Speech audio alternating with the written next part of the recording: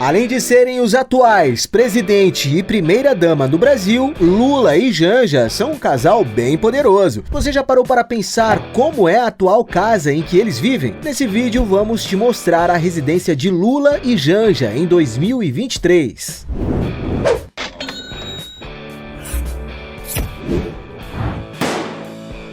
Mas antes de começar, eu tenho um desafio para você. Clicar em gostei, se inscrever no canal e ativar as notificações no sininho, marcando a opção todas. Mas tudo isso em menos de 5 segundos. Será que você consegue? E se você conseguir, escreva nos comentários #InscritoSabeTudo, que vamos te dar o coraçãozinho. Então agora, bora pro vídeo! Mas antes de ver onde residem Lula e Janja, você já se perguntou como é a história dos dois? História de vida de Lula.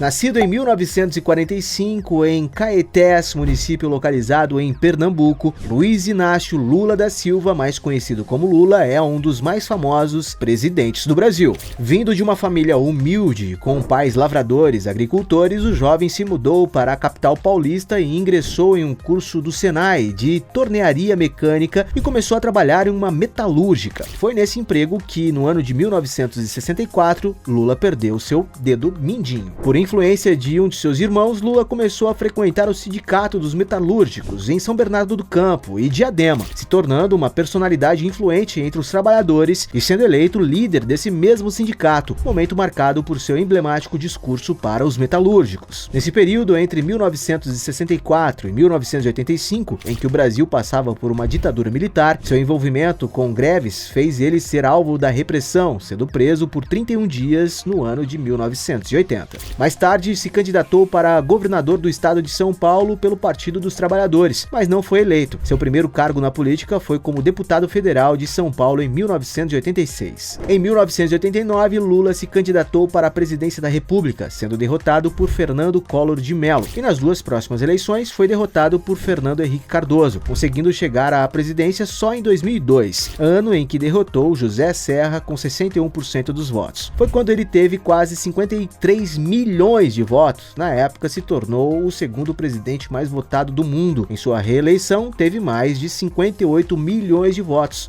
Impressionante, não é mesmo? Alguns dos seus feitos foram a baixa da taxa de desemprego de 13% para 6%, de acordo com o IBGE, redução da desigualdade social, segundo o coeficiente Gini, aumento do salário mínimo, entre outros. Seu mandato foi muito bem sucedido, contando inclusive com o apoio de artistas internacionais, como Lenny Kravitz e Rebeldes. O trabalho do ex-presidente e o apoio que recebeu tanto no Brasil quanto fora dele foi essencial para a sua reeleição em 2006, mas foi também nesse período que estourou um escândalo de corrupção no governo. Em 2011, Lula foi diagnosticado com câncer na laringe e passou por tratamento com quimioterapia. Um ano depois, o Hospital Sírio-Libanês, que foi responsável pelo seu tratamento, informou que os exames não apresentavam mais nenhum tumor visível. Após a sua saída da presidência, além de ser marcada por diversas denúncias de corrupção e investigação, o ex-presidente iniciou sua carreira como palestrante, tendo visitado mais de 30 países. Em 2013, assinou um contrato com o jornal The New York Times dos Estados Unidos para escrever mensalmente uma coluna sobre economia internacional e política. Lembrando que, ao fim do seu governo, a popularidade de Lula era maior do que quando ele foi eleito, e isso ocorreu com poucos presidentes no mundo, de acordo com a pesquisa feita pelo Datafolha em 2006.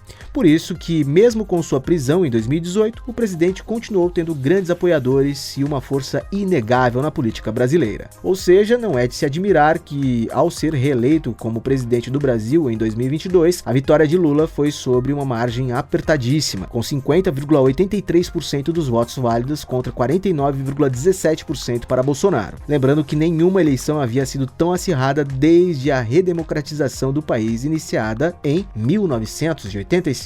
Mas quando falamos de vida pessoal, Lula já esteve em alguns relacionamentos. Em 1969, casou-se com a operária Maria de Lourdes da Silva, que veio a falecer de hepatite quando estava no 8º 8º mês de gravidez. Em 1974, teve uma filha com a sua namorada da época, a enfermeira Miriam Cordeiro, e no mesmo ano casou-se com Marisa Santos, união essa que durou mais de 30 anos e gerou 3 filhos, Fábio Luiz, Sandro Luiz e Luiz Cláudio. Marisa infelizmente faleceu em 2017 devido a um AVC. Mais tarde, no mesmo ano, Lula engatou um relacionamento com Rosângela da Silva, conhecida como Janja, e se casaram em 2022. O casal continua firme e forte, sendo considerado inclusive um exemplo de parceria. Mas e aí? O que você acha sobre a história de vida do presidente? Comenta aí embaixo pra gente. História de vida de Janja.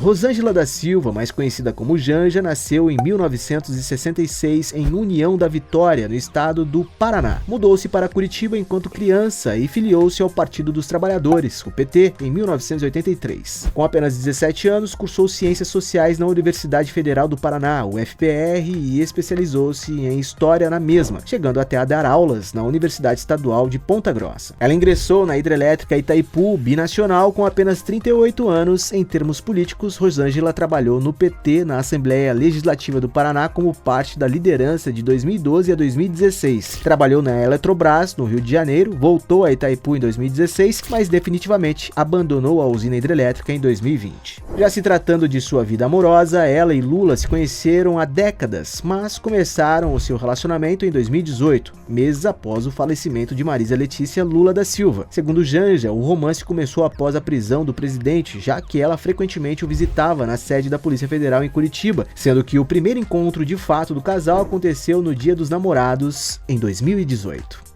Em maio de 2022 foi anunciado o casamento e no mesmo mês a festa aconteceu em São Paulo. Depois da festa, o casal se estabeleceu no bairro Alto dos Pinheiros, uma localização nobre, em uma mansão com mais de 700 metros quadrados. Durante as eleições para presidente em 2022, já se mostrou como uma futura primeira-dama bastante ativa, comparada várias vezes a Michele Bolsonaro. As duas se diferenciam principalmente pelo protagonismo que Rosângela tinha a favor do candidato, inclusive ao mobilizar artistas nas redes sociais sobre as eleições para presidente. Ah, e não se esqueça de compartilhar esse vídeo com quem você sabe que admira a primeira-dama também. Mansão em Pinheiros.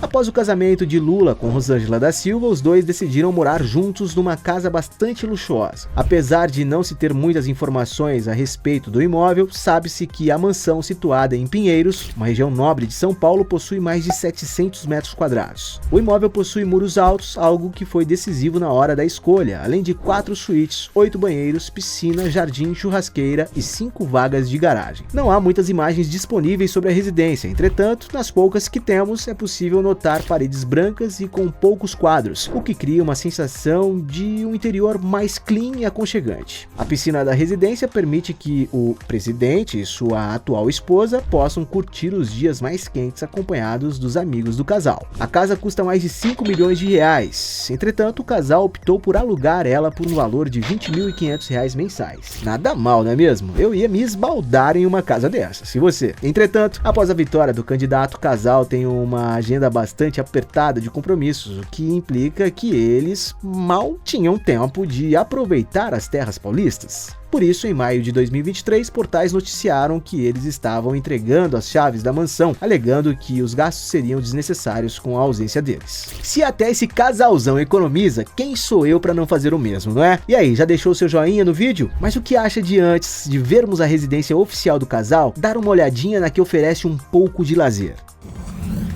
Granja do Torto. Por mais que não seja a residência oficial do presidente da República, se engana quem acha que a casa de campo oficial fica para trás do luxo nos dias de descanso. A propriedade de 37 hectares, chamada de Granja do Torto, possui uma bela casa de campo tradicional situada próximo ao Plano Piloto. Seu nome vem da sua localização na fazenda do Riacho Torto. Além da casa, foi construída uma pequena granja que oferece ovos e frangos frescos para os moradores. Entre 1979 e 1985, João Figueiredo, o último presidente do período militar, criou cavalos na residência enquanto morava no local. A granja possui lago e córregos artificiais, piscina, campo de futebol, quadra poliesportiva, churrasqueira, heliponto e mata nativa. A residência é comumente utilizada durante o período de transição do governo, apesar de que, aparentemente, o atual presidente optou por não a utilizar. Antes da cerimônia de posse, em janeiro de 2023, o ex-ministro da Economia, Paulo Guedes, estava morando na Granja do Torto, a pedido do ex-presidente Jair Bolsonaro. Parece ser um ótimo lugar para relaxar, não é mesmo? Você gosta de curtir a natureza? Conta pra gente aí nos comentários. E agora vamos ver a residência oficial de Lula e Janja. Palácio da Alvorada.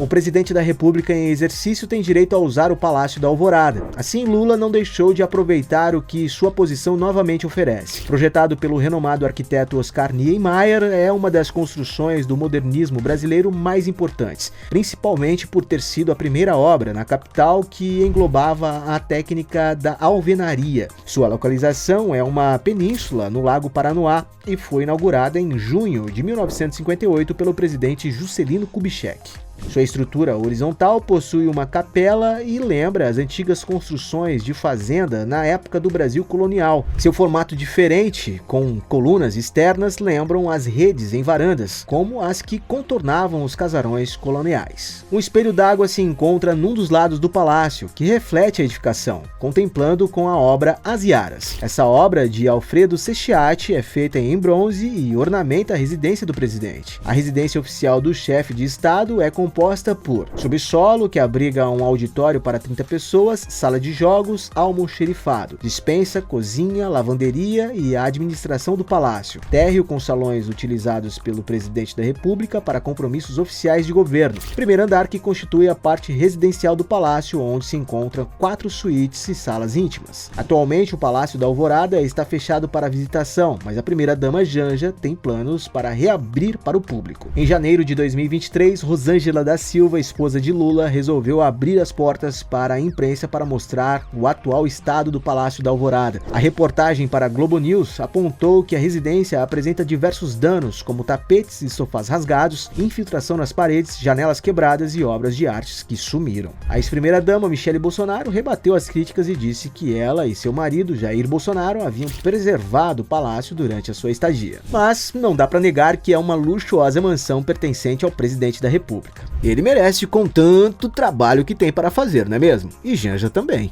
E aí, gostou do vídeo? Então deixe o seu like e comente sugestões de outros temas pra gente trazer aqui no canal. E aproveite para se inscrever e assistir outros vídeos. Você com certeza irá gostar.